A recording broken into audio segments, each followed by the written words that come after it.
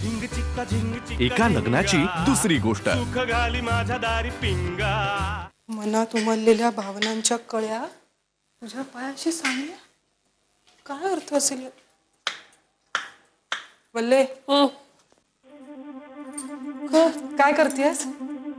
अगं आमटीत टाकायचं ना टोमॅटो. टोमॅटो चिरतेस? वल्ले चिर चिर.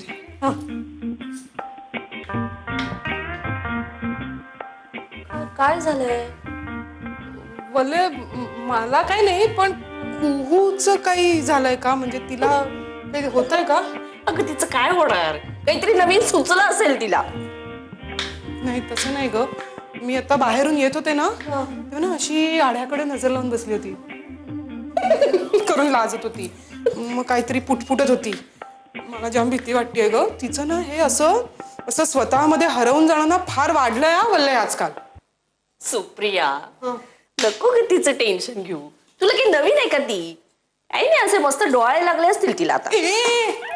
अहो तसं नाही, म्हणजे मला असं म्हणायचंय की वैचारिक डोहाळे ग. सतत काहीतरी नवीन वाचायचं असतं बाई ना, मग असं त्याच्यावर विचार करत बसायचं. तर खरंच काही कळेनाचं झालंय की या मुलीचं काय होणार आहे पुढे. अगं आता लहान आहे का ही? हा मला तेच म्हणायचंय की ती काय आता लहान राहिलेली नाहीये ना. तर मग तिचं हे असं विचित्र वागणं आजकाल फार वाढलंय, असं नाही वाटत आहे का तुला? हे बघ, लहानपणापासून अशीच आहे ती. काही होणार नाही बाई या मुलीचं. लिसन वल्ली, खरं तर मला खूप दिवसापासून तुझ्याशी बोलायचं होतं. मला म्हणजे करेक्ट वेळ मला मिळत नव्हता. तर मला ना तुझ्शी जरा बोलायचंय महत्वाचं. ईश बोल ना, बोल बोल बोल. अगं महत्वाचं म्हटलं ना मी, मग ठेव ना ते हातातलं काम. लिसन, ती कुहू आहे ना, ती आजकाल फोनवर जरा जास्तच बोलतेय, असं नाही वाटत आहे तुला? ओ ग, नाही नाही, ह्या मुलांचा ना हल्ली हा प्रॉब्लेमच आहे. सतत फोनवर असतात ग. म्हणजे ना आई वडिलांविषयी ना काहीही पडलेलं नसतं. सतत आपल्या मित्र मैत्रिणींशी फोनवर बोलत राहायचं. एक मिनिट वल्ली, हे फोन असे साधे मित्र मैत्रिणींचे वाटत नाहीयेत मला. म्हणजे ती ज्या पद्धतीने फोनवर बोलत असते ना. हॅलो, कोशिंबीर खाल्ली? कोशिंबीर कोशिंबीर खाल्लेलं सुद्धा जी मुलगी सांगते ना, त्या अर्थी ती व्यक्ती कोणतरी खास असणार, स्पेशल असं वाटतंय मला. म्हणजे आपली कुहू आता काय लहान नाहीये. असं अनिड वय आहे ना तिचं. काय म्हणते ते मनात भावना फुलणारं. हा, आणि ती आजकाल नाही का म्हणत असते सतत तुला, ए आई मी आता मोठी झालीये. हो, मी अशी मोठी झालीये. अगं बाई, अगं म्हणजे ते तसलं काही. अगं थांब, तू एकदम निष्कर्ष काढून मोकळी नको होऊस. हा आपला अंदाज आहे. पण दिसून ती ना आपल्या राधाशी सतत काहीतरी बोलत असते. सतत दोघींचं गुलुगुलू चाललेलं असतं. म्हणून मला काय वाटतंय की राधाला तिचं सिक्रेट माहित असेल. हो. नाही नाही, म्हणजे माझा ना या गोष्टींवर विश्वासच नाहीये. अगं माझ्या दोन्ही मुलांचा हा प्रॉब्लेमच आहे. म्हणजे कसं काय असं? नाही नाही, काही होऊ शकत नाही. काही नक्की?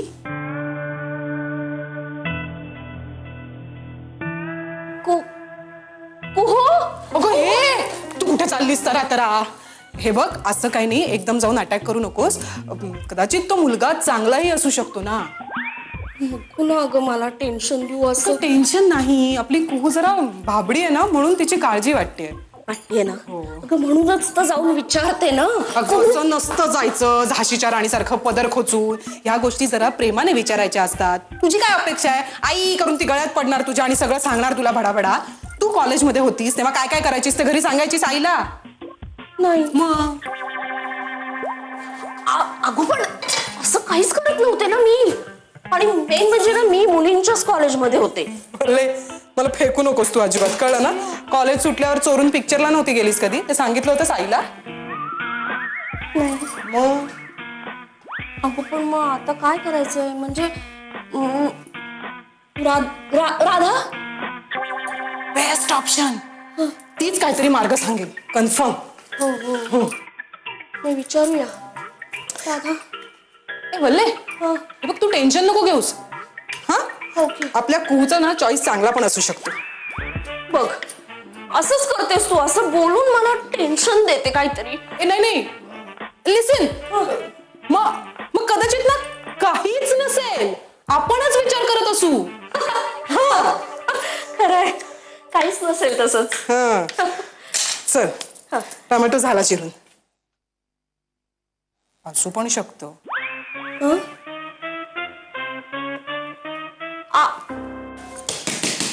राधा, हाय. अगं फोन आहे. हा काय घनाचा फोन आहे, लवकर बोल. हॅलो. रेंज जाईल कदाचित. हॅलो, हा घनश्याम. Hello hello. गेली वाटतं. अगं म्हणालाच होता तो. अगं खूप वेळ तुझ्या फोनवर ट्राय करत होता. मला फोन करतो? हो. मला नाही आला फोन. अगं असेल बघ. शे, 13 मिस्ड कॉल्स आहेत घनश्यामचे. अहो मी फोन सायलेंटवर टाकते ना रात्री, हा. कारण ते सकाळी सकाळी कर्ज हवंय का, तुम्हाला काही क्रेडिट कार्ड हवंय का, ते फोन येतात ना, वैताग येतो नुसता. अगं म्हणजे नाही ना रेंज मिळत आहे. नाही. त्यांनी निरोप तसा दिलाय मला. हा. काय म्हणाला तो, आता सगळं ट्रेनिंग चालू असेल, मग दिवसभर फोन बंद असेल ना त्याचा, संध्याकाळी परत करेल फोन. नाही पण काय कधी येतोय म्हणाला तो? अगं येईल तो, परवापर्यंत येईन म्हणाला. आणि संध्याकाळी बोलेल ना तुझ्याशी. हा ए एवढी अस्वस्थ होऊ नकोस. हा करेल तो फोन. नाही, मी नाही अस्वस्थ झाले. येईल फोन.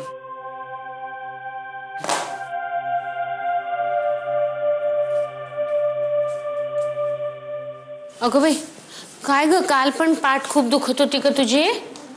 हा हो, काल जरा अचानक हे झालं, चमक भरली पाठीत. अगं मग मला हाक मारायचीस ना. आई, तुम्ही- असू दे तू आराम कर मी बरं. नंतर करते. अहो अगं मला हाक मारायचीस तू. आणि हे बघ, मी आता असं करू का, आज ते ठाण्याचे आहेत ॲक्युप्रेशरवाले डॉक्टर, त्यांची अपॉइंटमेंट घेऊ का? आई नको ना प्लीज, ते डॉक्टर नको, कारण घनश्याम आल्यावर आम्ही बघू ना प्लीज प्लीज. हो बरोबर आहे तुझं. म्हणजे घनश्याम आणि तू मिळून काय ते ठरवा. सॉरी राधा, मी उगीच तुमच्या सगळ्या गोष्टी ढवळाढवळ करते ना. आई असं काही नाही आई. अगं नाही, खरंच माझं चुकतं खरं. स्वभावच माझा असा आहे ना. परवा सुद्धा वेड्यासारखं अपरात्री येऊन मी तुला काय काय विचारलं. सॉरी.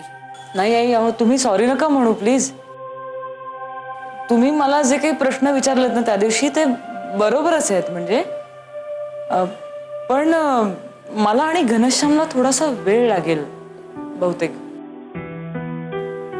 आम्ही खूप प्रॅक्टिकल होत नाही, त्यामुळे एकमेकांवर हक्क सांगणं स्वभावात नसेल मे बी आमच्या. म्हणजे तुम्ही म्हणता त्याप्रमाणे मला माहित नाही आई, पण मी नक्की प्रयत्न करेन. अगं एवढी गंभीर होऊ नकोस. बरोबर आहे तुझं, या गोष्टींना वेळ लागणारच. माझं कसं झालं सांगू का? म्हणजे तरुण वयात माझी काही मतं, काही सवयी, आवडीनिवडी होत्याच की. सायकलवरनं फिरायचे सगळीकडे, म्हणजे कॉलेजात सुद्धा. वाटायचं असंच सगळं जगभर फिरू. फिरायला खूप आवडायचं ना. वाटायचं आयुष्य असंच असतं, स्वच्छंद. पण मग लग्न झालं, संसार सुरू झाला आणि ऍडजस्टमेंट्सही सुरू झाल्या. तशा खूप छोट्या छोट्या गोष्टी असतात ग. म्हणजे तेव्हा मी 2 वेण्या घालायचे, यांना नाही आवडायचं अजिबात. मग माझी ती सवय बदलली, यांच्याही काही सवयी बदलल्या. म्हणजे मुद्दाम नाही झालं हे. हळूहळू आपोआप बदलत गेलं. संसारामध्ये आपल्या माणसाचा सहवास, ऊब हे खूप गरजेचं असतं. आपल्या माणसाचं प्रेम मिळालं ना की स्वतःच्या आवडींबरोबर दुसऱ्यांच्याही आवडी जपता येतात. आणि त्या प्रेमामुळे आपलं काम, आपलं करिअर सुद्धा ना सगळं छान होतं. खरंच. फक्त त्यासाठी नात्यामध्ये झोकून द्यावं लागतं, असं समर्पित व्हावं लागतं. मी देवकी होते, ती यांची बायको कधी झाले माझं मलाच कळलं नाही. आता आणखीन काय सांगू तुला. तू आणि घना दोघही विचारी आहात, समजूतदार आहात.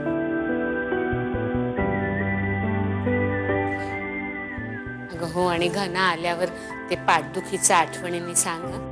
हो, वेळेवर उपाय केलेला बरा.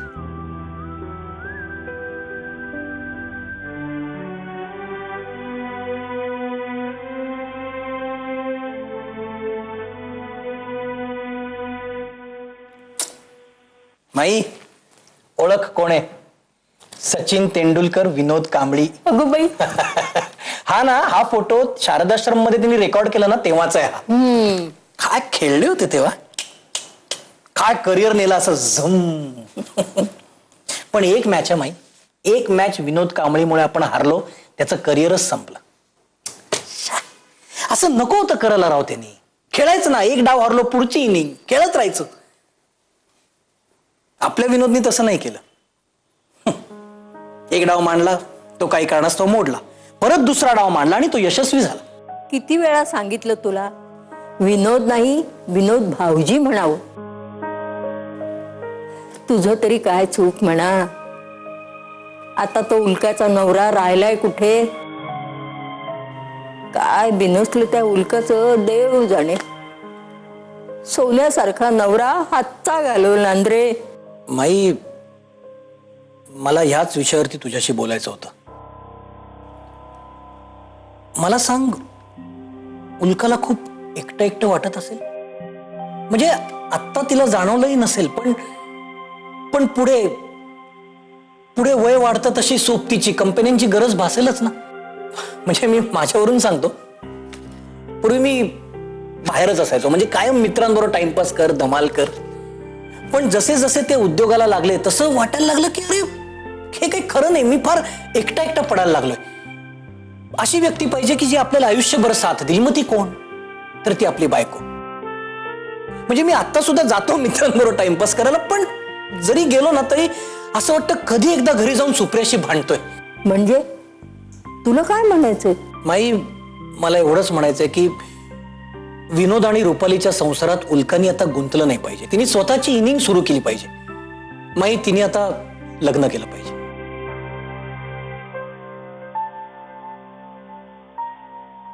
गोंधळ सगळा गोंधळ झालेला आहे आयुष्यात. ठीक आहे, घ्या पाणी प्या. सावकाश सावकाश. काय झालंय? नुकसान झालंय का?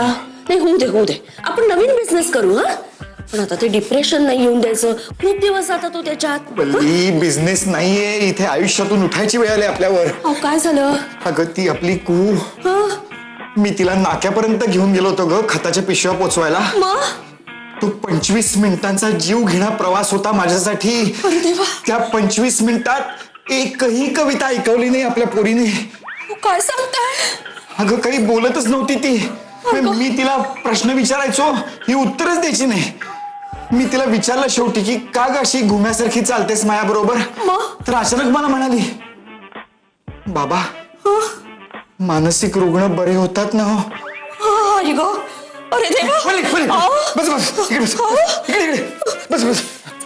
पाणी घे, पाणी घे, पी. बरी आहेस तू? दे.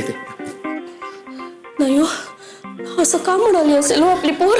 नाही ग वल्ली, आपल्याकडून खूप मोठी चूक घडली आहे. दुर्लक्ष केले आपण आपल्या पोरीकडे. कविता करते, स्वतःच रमते असं म्हणत राहिलो. नाही, खूप खूप खूप खूप खूप चुकलंय आपलं. काय ग, नका मला असं घाबरवून टाकू. तरी मला ज्ञान सांगत होता. मला ना सुप्रियाने पण सांगितलं होतं. पण मीच मेलीने दुर्लक्ष केलं. मला का नाही बोललीस तू कधी? नका ना चिडू. मला वाटलं नेहमीसारखं तुम्हीच मला मूर्खात काढाल म्हणून नाही बोलले मी. अरे देवा, अगं एरवी मोठ्या मोठ्यांनी ओरडून प्रश्न विचारत असतेस ना, हे सांगायला काय झालं होतं तुला? केवढं गंभीर प्रकरण आहे हे. 25 मिनिटात एकही कविता नाही. मानसिक रुग्ण बरे होतात ना? राधा, हा? राधाच काहीतरी उपाय काढेल याच्यावर. राधा? बोली तू मला खरं सांग, तुला असं वाटत नाही का की आपण असंच बोलण्यात सगळा वेळ वाया घालवतो? हा? मला खरं सांगू कंटाळा आलाय. मी तुला नंतर फोन करतो. चल बाय. एका लग्नाची दुसरी गोष्ट. सुख घाली माझ्या दारी पिंगा.